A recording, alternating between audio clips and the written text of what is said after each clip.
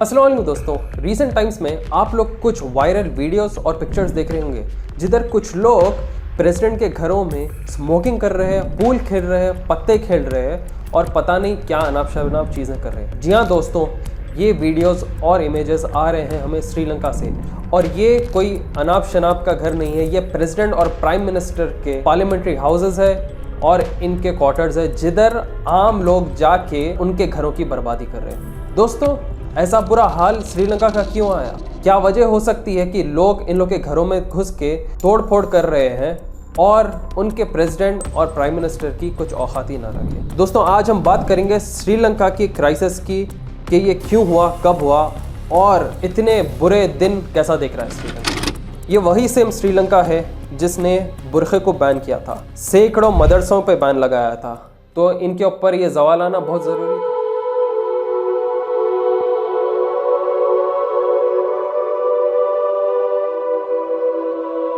जैसा कि आप लोग को मालूम होगा कि श्रीलंका एक बहुत बड़ा इकोनॉमिकल क्राइसिस से गुजर रहा है। जी हाँ दोस्तों, जितने भी देश दुनिया में हैं पूरे भुगतने वाले हैं इकोनॉमिक क्राइसिस से, इन्फ्लेशन से और रिसेशन से, क्योंकि जैसा कि ज़ायनिस्ट वाला बैंकिंग सिस्टम सब कंट्रीज को लपेटे में लाया और ये ही बैंकिंग सिस्टम की वजह से हर कंट्री हमेशा कर्ज में रही है। दोस्तों, श्रीलंका का भी कुछ ऐसा ही हाल है और इसके वजह से उनके कंट्री में पूरी बर्बादी हो चुकी है। राजापक्सा जो कि श्रीलंकन प्रेसिडेंट था, उसे फोर्सफुली उसके सीट से उतारा गया। उसके साथ ही कर्फ्यू भी डिक्लेयर करते क्योंकि हजारों लाखों लोग रोडों पे आ गए और तोड़ फोड़ शुरू कर दिए। सेवरल टीयर गैस मारती है, हेलीकॉप्टर्स मिलिट्री के आ जाते हैं और वायलेंस पूरे श्रीलंका में छा जाता है। तकरीबन कहा जाता है कि 22 मिलियन लोग रोड पर आ गए थे। दोस्तों, ये क्राइसिस इतना सीरियस क्यों हुआ? ये सीरियस इसलिए हुआ है क्योंकि श्रीलंका का डेट लाडन इकोनॉमी कोलैप्स हो गया है। डेट लाडन उसे कहते हैं जबकि जो कर्ज में ऑलरेडी मुब्तला देश है वो रॉक बॉटम छू दिया, मतलब इससे ज्यादा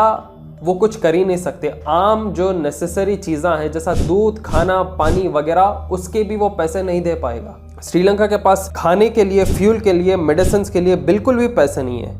ये इंडिया को, चाइना को और IMF को लिटरली भीख मांगना शुरू कर दिया था। इतनी बुरी हालत हो गई श्रीलंकन्स की कि वो अपना डेली का खाना पानी रोक दिए, दिन में बस एक बार खा रहे हैं। उनके पास गैस नहीं है, फ्यूल नहीं है और गवर्नमेंट तकरीबन $51 बिलियन पे करना है अभी आउटसाइडर्स को, जो कि इंटरेस्ट है उनके लोन्स पर।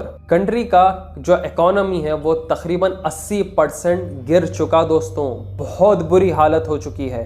यहाँ पे इंडियन रुपी 80 रुपीस पर डॉलर छीने आ रहा है और लोग इतना परेशान हो रहे। सोचो, इनकी तो इकोनॉमी की 80% डाउनफॉल हुआ है। श्रीलंका के फॉरेन रिजर्व में सिर्फ $25 मिलियन है। यहाँ के इंडिया के आम पैसे वाले इंसान के पास इतने रहेंगे?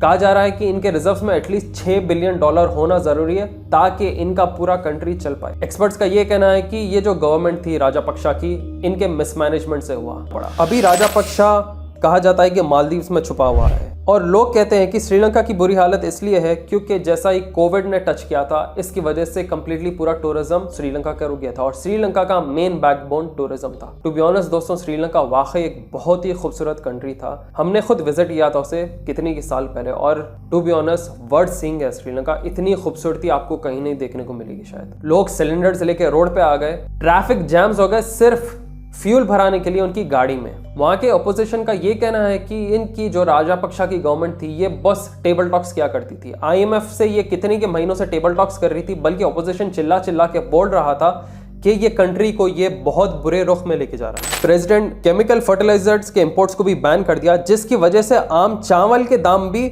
आसमान छू गए। श्रीलंका उसके नेबरिंग कंट्रीज से जैसे चाइना, इंडिया से बहुत ज्यादा मदद मांग रहा था। इंडिया ने डिक्लेयर किया वो तकरीबन $3.5 बिलियन का मदद किया और दूसरी ओर पे चाइना भी कहता है कि ये इससे ज्यादा मदद किया मगर पब्लिकली डिक्लेयर नहीं करना चाहता है। दोस्तों, ये भी बताना चाहते हैं कि जो कंस्ट्रक्शन ऑफ रोड्स है और मेजर गवर्नमेंट प्रोजेक्ट्स है, श्रीलंका चाइना को दे रहा था उनके प्रोजेक्ट्स कंप्लीट करने के लिए और इंडिया को वो रिजेक्ट कर दिया था।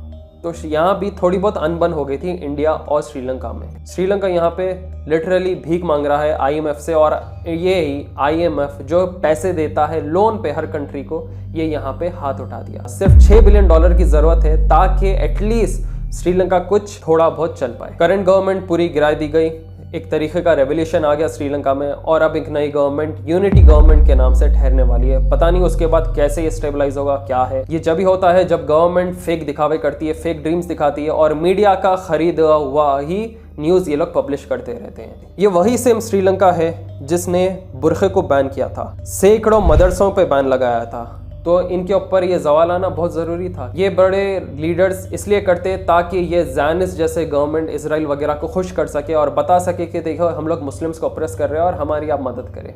बल्कि ज़ायनिस्ट ऐसी ऑर्गेनाइजेशन है जो कि आपको यूज़ करती है फिर आपको खोखला भी करती है। 2018 में एंटी मुस्लिम राइट्स भी श्रीलंका के बहुत मशहूर हो गए थे, जिधर मुस्लिम्स को दिन दहाड़े मारा गया था। श्रीलंका के बाद पाकिस्तान का भी इकोनॉमिकल क्राइसिस बहुत खतरनाक है। इतना ही नहीं, श्रीलंका इंडिया के लिए एक बहुत बड़ा एग्जाम्पल है, क्योंकि जैसा ही इकोनॉमिकल क्राइसिस आएंगे कुछ भी हो सकता एक पूरे कंट्री में, और उसको संभालने के लिए आपको बैकअप रहना ज़रूरी है, गोल्ड रिजर्व रहना ज़रूरी है, आपके पास रिजर्व्स रहना ज़रूरी है, FDIs ज़्यादा रहना ज़रूरी है ताकि आपकी इकोनॉमी एक स्टेबल तरीके से चल सके। दोस्तों, आप हमेशा रिसर्च या स्टडी रखना चाहिए ऐसे इकोनॉमिकल चीज़ों के बारे में। यह चीज़ आपके जॉब पे, आपके बिजनेस पे और आपके खरीदारी पे इफेक्ट कर सकती है, और अगर खुदा न खास्ता कल के दिन कुछ बुरा हो जाए आप उससे पहले ही अपने लिए बैकअप बना के रख सकते हैं। दोस्तों, इसके बारे में कई किताबें हैं जिसको आप ऑडियो फॉर्मेट में सुन सकते हो। मैं आपको एक बुक समरी रेकमेंड करता हूं जिसका नाम है द इकोनॉमिक्स बुक्स। इसमें बताया जाता है कि कैसा बड़े बड़े देश इकोनॉमिकली फेल हो रहे हैं और गवर्नमेंट्स हिडनली कैसा इन्हें अपराइज करते हैं और खुद के देश को बचा के दूसरे देशों को डाउनफॉल होने में देखते हैं। बस इससे रिलेटेड ढेर सारे ऑडियो शोज आपको मिल जाएंगे कुको FM पे। कुको FM क्या है? कुको FM इंडिया का लीडिंग ऑडियो शो प्लेटफॉर्म है जिधर आपको ढेर सारे ऑडियो बुक समरीज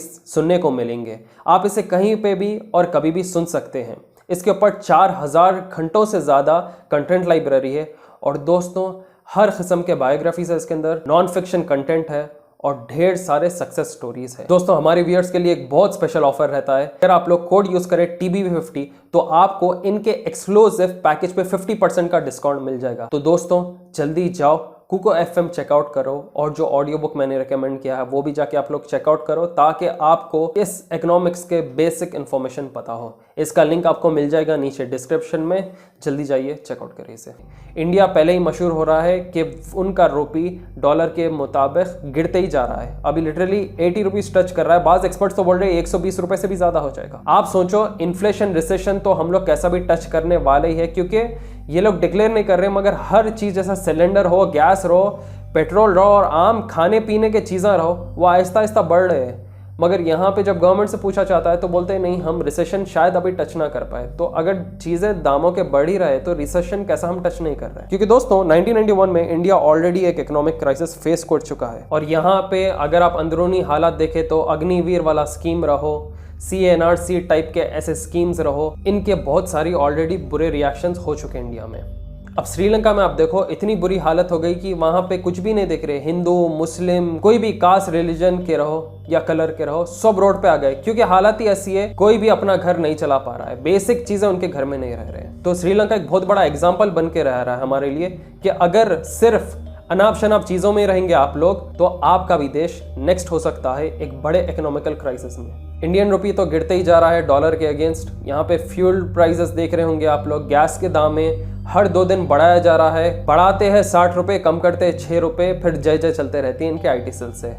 तो आप लोग देखो कैसे दुनिया में रह रहे हैं हम लोग। इंडिया में ऑपोजिशन भी हमेशा यही चिल्लाते रहती है कि हम लोग एक ऐसे वर्ष पे जिधर हम लोग एक खतरनाक इन्फ्लेशन फेस करने वाले हैं। तो दोस्तों यहाँ पर भी श्रीलंका के वैसे कुछ एंटी थॉट्स रखने वाले लोग हैं, और जिसके वजह से अंदर की हारमोनी बुरी होते जा रही है। आप लोग क्या कहते हैं कि श्रीलंका ये क्यों फेस कर रहा है? क्या ये सवाल आ गया है इनके ऊपर क्योंकि ये एंटी मुस्लिम थॉट्स रखते हैं? क्या इनकी गवर्नमेंट खाली फेक मीडिया शोकेसेस करती है, बल्कि रियलिटी में अब इनकी असली औकात पता चल रही है? कौन कौन फेस करेगा ये इकोनॉमिकल क्राइसिस फ्यूचर में, और इंडिया क्या रोल प्ले करेगा ये इकोनॉमिकल क्राइसिस के बीच में? दोस्तों आप क्या सोचते हैं इसके बारे में ज़रूर कमेंट करके नीचे बताना। इंडियन रुपी भी जो डॉलर के अगेंस्ट गिर रहा है, इन्फ्लेशन हम भी जो फेस कर रहे हैं, उसके बारे में आप क्या सोचते हैं ज़रूर कमेंट सेक्शन में नीचे बताएं। फिर मिलेंगे जल्द नए नए वीडियोस के साथ। दुआ में याद रखें, मैं शेयर करिए इसे व्हाट्सएप ग्रुप्स में और फेसबुक ग्रुप्स में, और दिखाए कि एक देश रातों रात कैसे डूब जाता है। Till then take care and bye.